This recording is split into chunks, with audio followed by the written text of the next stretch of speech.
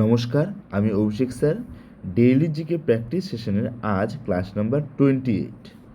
তো প্রিভিয়াস ডের homework question ছিল যে ভারতের প্রথম মহিলা লোকসভার স্পিকার কে ছিল।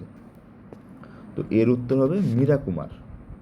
মীরা কুমার, মনে রাখবে তিনি কিন্তু 2009 থেকে 14 বছর, 5 বছর কিন্তু তিনি লোকসভার স্পিকার ছিলেন। আজকের প্রথম প্রশ্ন, হরপ্পা সভ্যতার কোন স্থানটি গুজরাটে অবস্থিত? এর উত্তর হবে কি লোথাল। মনে রাখবে গুজরাটে লোথাল, ধলাভিরা, সুরকোটদা কিন্তু অবস্থিত। এছাড়া এই যে রোপার মনে রাখবে এটাও কিন্তু পাঞ্জাবে আছে। কালীবঙ্গান রাজস্থানে, আর বনওয়ালি মনে রাখবে বনওয়ালি কিন্তু হরিয়ানায় আছে। পরবর্তী প্রশ্ন, বুদ্ধদেব কোথায় তার প্রথম ধর্মপ্রচার করেছিলেন? এর উত্তর হবে সারনাথে। মনে রাখবে বুদ্ধদেব কিন্তু এই লুম্বিনীতে তিনি জন্মগ্রহণ করেন, বোধগয়ায় তিনি কিন্তু জ্ঞান লাভ করেন, সারনাথে তিনি তার ধর্মপ্রচার করেন এবং কুশনগরে কিন্তু তার দেহত্যাগ করেন। পরবর্তী প্রশ্ন, ভারতের কোন গিরিপথটি শ্রীনগরের সাথে লেহের সাথে যুক্ত করে? মনে রাখবে এর উত্তর হবে কি জজিলা পাস কিন্তু শ্রীনগরকে লেহের সাথে যুক্ত করে। পরবর্তী প্রশ্ন, ভারতের মূল ভূখণ্ডের দীর্ঘতম উপকূল রেখা কোন রাজ্যে রয়েছে? মনে রাখবে ভারতের যদি আমি এরকম স্ট্রাকচার করি, তো এই টোটাল স্ট্রাকচারটা কিন্তু মানে সমুদ্র উপকূলের অঞ্চল। তার মধ্যে সবথেকে এই গুজরাট কিন্তু সবথেকে বেশি কিন্তু এই উপকূলীয় তট আছে। টোটাল উপকূলীয় তট আছে টোটাল 9টি রাজ্য আছে। এই সাইডে আছে টোটাল 5টি, এই সাইডে আছে টোটাল 4টি। 5টি কি কি? গুজরাট, এখানে আছে হলো মহারাষ্ট্র, গোয়া, কেরালা, আর এদিকে আছে কর্ণাটক, আর এই সাইডে হলো তামিলনাড়ু, অন্ধ্রপ্রদেশ, উড়িষ্যা এবং ওয়েস্ট বেঙ্গল। পরবর্তী প্রশ্ন, এই ক্যাগ যেটা কন্ট্রোলার অ্যান্ড অডিটর জেনারেল বলা হয়, এর কার্যমেয়াদ কত বছরের জন্য হয়? মনে রাখবে 6 বছর অথবা 65 বছর। আচ্ছা, এই যে ক্যাগ মনে রাখবে আর্টিকেল 148 থেকে 151, এই 4টা যে আর্টিকেল কিন্তু এই ক্যাগের উল্লেখ আছে। পরবর্তী প্রশ্ন, দলত্যাগ বিরোধী আইন কততম শিডিউলে যুক্ত আছে? খুবই সহজ, এর আগে বলা হয়েছিল দলত্যাগ বিরোধী 10ম তফসিলি। পরবর্তী প্রশ্ন, অপটিক্যাল ফাইবার প্রধানত কোন নীতির ওপরে ভিত্তি করে হয়? তোমার এর উত্তর হবে আলোর আভ্যন্তরীণ পূর্ণ প্রতিফলন। পরবর্তী প্রশ্ন বলছে, এলপিজি সিলিন্ডারে মূলত কোন গ্যাস থাকে?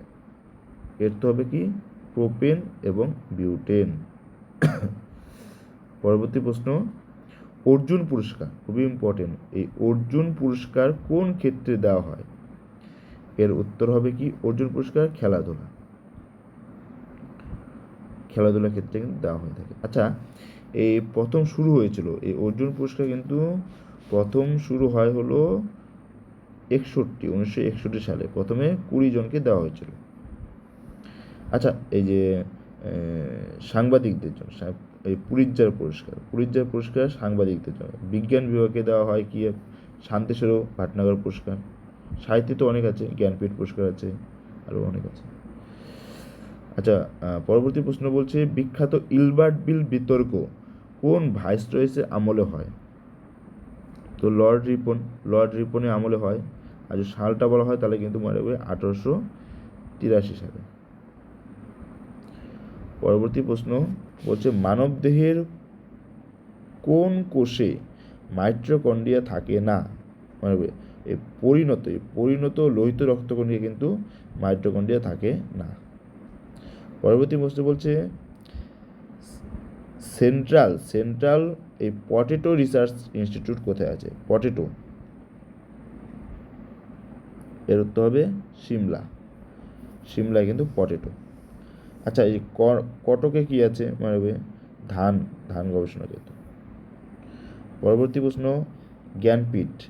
জ্ঞানপীঠ পুরস্কার একটুকে বলা হলো সাহিত্য ক্ষেত্রে দেওয়া হয়। জ্ঞানপীঠ প্রথম বাঙালি কোন সাহিত্য মানে দেওয়া হয় বাঙালিদের মধ্যে? মনে রাখবে এর উত্তর হবে তারাশঙ্কর বন্দ্যোপাধ্যায়। সালটাও ইম্পর্টেন্ট, মনে রাখবে 1966 সালে। মনে রাখবে প্রথম 1965 সালে শুরু করে, যেখানে প্রথম দেওয়া হয় হলো জি শঙ্কর কুরুপ। জি শঙ্কর কুরুপকে দেওয়া হয় প্রথম। এর 1 বছর পরে একজন বাঙালি সাহিত্য তারাশঙ্কর বন্দ্যোপাধ্যায়। আচ্ছা, এই তারাশঙ্কর বন্দ্যোপাধ্যায়ের যে গণদেবতা উপন্যাসের জন্য কিন্তু এনাকে দেওয়া হয়। আর যদি মহিলাদের মধ্যে বলি তাহলে হলো এই আশাপূর্ণ দেবী তার হলো প্রথম প্রতিশ্রুতির জন্য তাকে তার 10 বছর পরে অর্থাৎ 1976 সালে দেওয়া হয়। পরবর্তী প্রশ্ন, পোলিও টিকা কে আবিষ্কার করেন? এটা উত্তর হবে কি এই জোনাস সল্ক পোলিওর টিকা আবিষ্কার করে থাকে। পরবর্তী প্রশ্ন, আন্তর্জাতিক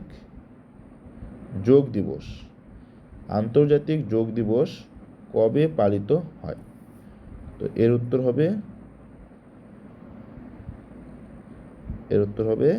21শে জুন।